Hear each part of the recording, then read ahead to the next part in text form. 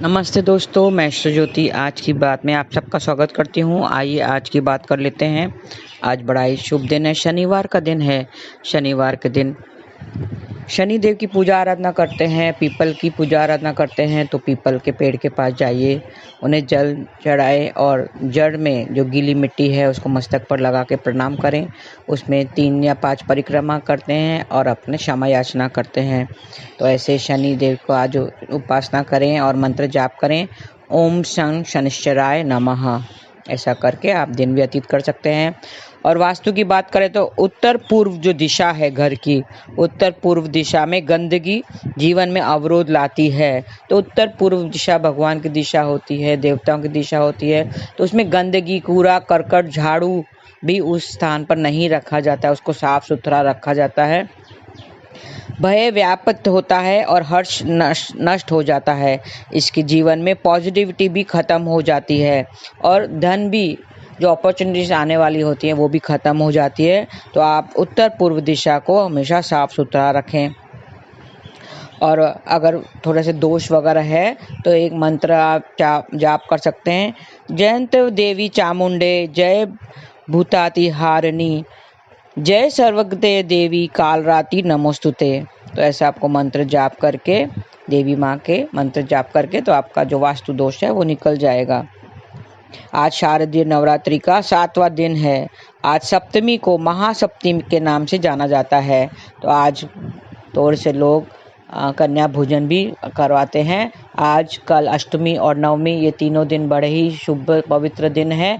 तो कन्या भोजन का आज से शुरू हो जाता है। तो आज भी कई लोग खिलाते हैं। आज माँ दुर्गे के 7वें स्वरूप माँ कालरात्रि की पूजा होती है। माँ पार्वती ने शुभ निशुंभ के वध के लिए कालरात्रि का रूप लिया था।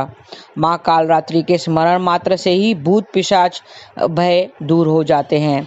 मन से हर प्रकार का भय दूर हो जाता है, शत्रुओं का विनाश होता है और घर की सुख शांति लौटती है। तो इस तरह से कालरात्रि की पूजा आराधना करें, व्रत करें। और जो मंत्र है ये वापस जाप कर सकते हैं। जयंते देवी चामुंडे जय भूताति हारिणी, जय सर्वगते देवी कालरात्रि नमोस्तुते। ऐसा मंत्र आपको, ये अच्छा मंत्र है, ये जाप कर सकते हैं। आज सप्तमी तिथि में व्रती फिर बेल के पेड़ के पास जाएं। कल मैंने विधि बताई थी, बेल की भी पूजा आराधना करते हैं, बेल के पेड़ की। तो आज उसके पास जाएं, उसको हाथ जोड़कर नमस्कार करें, माफ़ी मांगें और उससे वो एक टहनी तोड़कर लानी है। और वो टहनी दक्षिण पश्चिम या उत्तर पश्चिम को छोड़कर टहनी तोड़ के लानी है। टहनी को घर में लाकर आदर के साथ पूजा स्थल में रखें। और आज योग भी अच्छा है, सुकर्मा योग है। सुकर्मा योग में किए काम में बाधा नहीं आती है। और त्रिपुष्कर योग भी है। आज संध्या के समय त्रिपुष्कर योग है। त्रिपुष्कर योग में बहुमूल्य वस्तुओं की खरीदारी शुभ होती है। तो आज वस्तुएं भी खरीद सकते हैं। और नक्षत्र के बता दूं, पूर्व आषाढ़ नक्षत्र है जिसका स्वामी शुक्राचार्य है। तो आज जल की उपासना बताई गई है। आज के नक्षत्र में जल की उपासना बताई गई है। तो आज जल को वेस्ट नहीं करें। देखें कि जल वरुण देव के नाराज हो जाएंगे। जल को, पानी को वेस्ट नहीं करना चाहिए। इस नक्षत्र का शनि धनु है और प्रतीक चिन्ह हाथ का पंखा है। पूर्वाषाढ़ के नक्षत्र के बाद उसका संबंध जल वेतस के पेड़ से बताया गया है। तो जल वेतस, जो केन हम कहते हैं, केन के पेड़ की पूजा करनी चाहिए। आज उसको किसी प्रकार की नुकसान नहीं पहुंचाना चाहिए।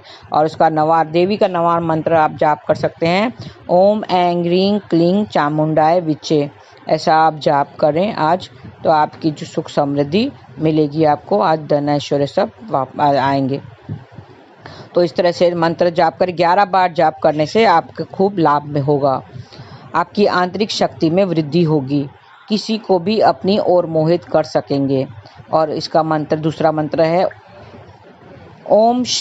ओम माँ कालरात्रे नमः, ओम देवी कालरात्रे नमः। ऐसा भी बोल सकते हैं। ओम कालरात्रे नमः का 108 बार जाप करें। लाल रंग के कपड़े पहनकर लाल रंग के आसन पर बैठें। देवी के सामने घी का दीपक जलाना है और गुगुल जलाना है। देवी माँ को लौंग चढ़ाएं और पेड़े का भोग भी लगाना है। और मंत्र आपको जाप करना है। मंत्र जाप करने के बाद रात को एक लोटे में जल भरकर अपने सिरहाने रख लें। ये उपाय बता देती हूँ, आप ध्यान दें। आप कोई भी तरह का भय हो उसको दूर करने के लिए रात को एक लोटे में जल भरकर अपने सिरहाने रख दें। ढके हुए बर्तन में देसी घी का एक दीपक जलाएं। लोटे के दोनों तरफ से 2 धूप बत्ती भी जलाएं। माँ कालरात्रि के नाम का जाप करते हुए सो जाएं। अगली सुबह जल को किसी पेड़ पौधे में डाल दें। तो इस तरह से आपका भय दूर हो जाएगा। मंत्र आपको जाप करना है और गुड़ का भोग भी लगाना है। माता के आगे गुड़ का भोग लगाएं। सुबह शाम उबले को जलाकर जायफल की आहुति दें और देवी माँ को धूप दीप करें और मंत्र जाप करें। ओम ऐं ह्रीं क्लीं चामुंडाय विचे। देवी माँ को गूगल की धूप दिखाकर घर में धूप दिखाएं। तो आज के दिन ऐसा करने से जो बुरी नज़र लगी हुई है वो निकल जाएगी। बुरी नज़र के लिए अच्छा उपाय है। लाल रंग के आसन पर बैठकर देवी के मंत्र का जाप करें तो जीवन में खुशहाली आएगी। तो ऐसे ही छोटे से उपाय हैं। और फिर माँ कालरात्रि को जीरे का भोग भी लगाएं। जीवन में खुशहाली के लिए माँ को जीरे का भोग लगाना है। और मिट्टी के दिए में 2 कपूर जलाकर देवी माँ के सामने रखें और मंत्र जाप करें तो आपके जो भी कार्य हैं, जो विशेष कार्य हैं, वो सिद्ध हो जाएंगे। जाप के बाद धूप दोनों हाथों से आँखों पर लगाएं। ऐसा ये आप करेंगे छोटे से उपाय तो आज आपको खुशहाली मिलेगी, आपका सब भय दूर हो जाएगा। तो आइए, ये आज की बात थी। अब कृष्ण कथा में थोड़ा जान लेते हैं। जैसा हमारा भाव होता है वैसे ही भगवान हमें फल देता है। जैसा भाव होता है वैसे ही हमें फल मिलता है, ऐसा गीता में कहा गया है। गोपियों ने भी अब भाव किया था। गोपियों का हर भाव श्री कृष्ण ने पूरा किया था। गोपियों को तो गोपियां सब यही चाहती थी कि श्री कृष्ण हमारे घर में चरण रखे, हमारे पास आए, फिर चाहे वो माखन की चोरी करना ही क्यों ना हो। माखन की चोरी करना तो एक बहाना था, गोपियों के घर तो आना ही था। भगवान की ये लीलाएं, श्री कृष्ण की ये लीलाएं बहुत थी। उसमें रास भी करता था भगवान, किसी की चक्की भी चलाता था, किसी के घर चलाता था और किसी का घर बनाता भी था। तो ऐसे भगवान की बहुत सारी लीलाएं थी। वो तो हमारे पास ही है, हमें ज्ञात नहीं है। भगवान हमारे पास ही है, सिर्फ हमें पुकारने की देरी है। क्योंकि हम उसको पाना ही नहीं चाहते, इसके लिए हम उसको याद ही नहीं करते हैं। हमें कोशिश तो ज़रूर करना चाहिए। भक्ति कहाँ करते हैं हम? भक्ति करते हैं। आप बोलेंगे भगवान हमारे पास कहाँ है? क्योंकि भक्ति नहीं करते हैं, उसे याद नहीं करते हैं, उसे पुकारते नहीं हैं, तो कैसे पता चलेगा कि वो आपके पास है कि नहीं है। हालात ऐसे ही हम बन जाते हैं कि हमारी भक्ति कम हो जाती है, माला छूट जाती है।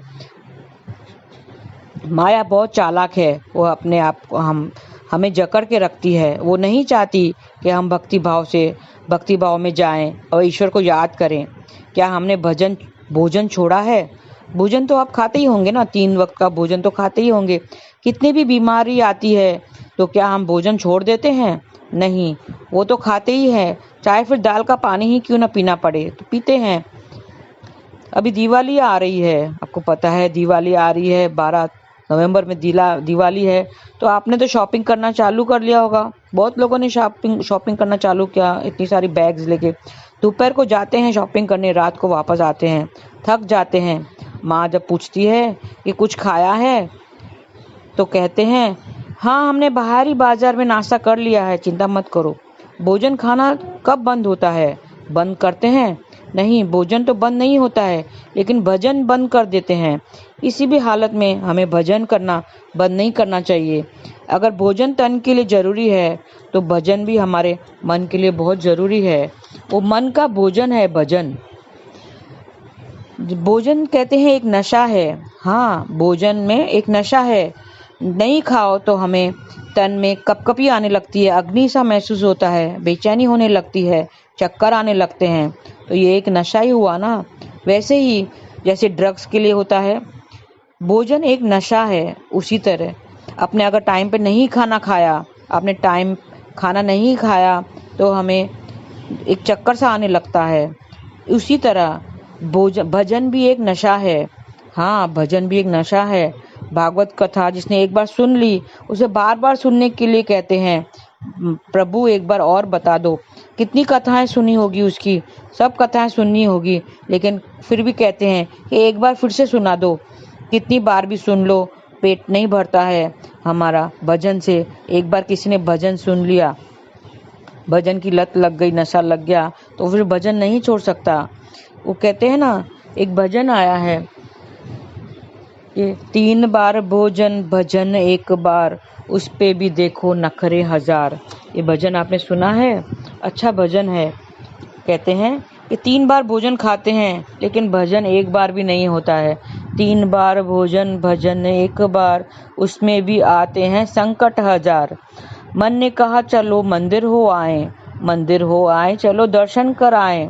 देर से गई तो मन बंद हो गए किवाड़, देर से गई तो मंदिर के बंद हो गए किवाड़, उसमें भी आते हैं संकट हजार। मन ने कहा चलो तीर्थ कर आए, तीर्थ कर आए चलो गंगा नहा आए। जाने लगी तो पास में पैसे नहीं चार, उसमें भी आते हैं संकट हजार। मन ने कहा चलो सत्संग सुन आए, सत्संग सुन आए चलो कथा सुन आए। जाने लगी तो घर आ गए मेहमान, उसमें भी आते हैं संकट हजार। मन ने कहा चलो माला जप आए, माला जप आए चलो माला जप आए। जपने बैठी तो नींद आए बार बार, उसमें भी आ गए संकट हजार। मन ने कहा चलो कीर्तन कर आए, कीर्तन कर आए चलो सत्संग पर जाएं। जाने लगी तो मुझ पे चढ़ गया बुखार, उसमें भी आते हैं संकट हजार। मन ने कहा अब मन की नहीं सुनो, मन की ना मानो और मन की ना सुनो। मानो तो मानो अपने गुरु जी की बात मानो, फिर नहीं आएंगे संकट हजार, फिर नहीं आएंगे संकट हजार। तो कहते हैं भोजन तो 3 बार खा लेते हैं लेकिन भजन एक बार भी नहीं होता है। पहली बार जब माला उठाते हैं तो कोई ना कोई आ जाता है। पहली बार जब माला जपने बैठते हैं तो मेहमान आ जाते हैं और फिर मेहमान की खातिरी करनी पड़ती है। दूसरी बार माला जपने बैठते हैं, दूसरी बार जब माला लेके बैठी तो बेटी आ जाती है और फिर खाट बनाने, माला छोड़ के खाट बना के बैठते हैं। अगर तीसरी बार माला जपने बैठते हैं तो पड़ोसन आ जाते हैं और फिर बातें करनी शुरू हो जाती है, तो माला साइड में रखनी पड़ती है। जब चौथी बार माला जपने बैठते हैं तो सैया आ जाते हैं, सैया आ जाते हैं, फिर बात करने बैठते हैं तो माला रख देते हैं। 5वीं बार जब माला करने बैठते हैं तो दूत आ जाते हैं, कहते हैं अभी माला साइड में रखो और चलो हमारे साथ। तो इस तरह से आप देखेंगे हमारे दिन निकलते जाएंगे। अगर माला अभी नहीं उठाई तो कभी उठा नहीं सकेंगे, तो माला उठाइए। संकट तो बहुत सारे आएंगे लेकिन उसको पार करना है, अपने मन को बनाना है, मन को मनाना है और मन की नहीं सुनना है, मन को बोलना नहीं, हमें अभी गुरु की सुनना है। गुरु की सुनो और फिर संकट नहीं आएंगे। फिर माला उठाने में कोई भी संकट नहीं आएगा, नहीं तो ऐसे देर हो जाएगी और जब हम माला लेके बैठेंगे तो दूत हमें लेने को आ जाएंगे। तो उससे पहले कि दूत हमें लेने, दूत माला हम नीचे रखवाए, हमें माला उठाकर नाम जाप करना चाहिए। हरे कृष्णा कृष्ण कृष्ण हरे हरे, हरे राम राम राम हरे हरे। ऐसा करके आज ही से शुरू कीजिए, अभी तक नहीं शुरू किया है, क्योंकि भजन भी एक नशा है। भोजन की तरह भजन भी एक नशा है। एक बार आपने माला उठा ली तो फिर छोड़ने का दिल नहीं करेगा, फिर मोह माया में मन ही नहीं लगेगा और इस जो संसार की जो चकाचौंध है उसमें से आप मन हटा लेंगे और फिर माला में मन लगेगा, श्री कृष्ण में मन लगेगा। और जिसका श्री कृष्ण में मन लग गया तो उससे तो किसी और की ज़रूरत ही नहीं पड़ेगी ना। आज के लिए बस इतना ही। धन्यवाद। आपका दिन शुभ रहे। हरे कृष्ण।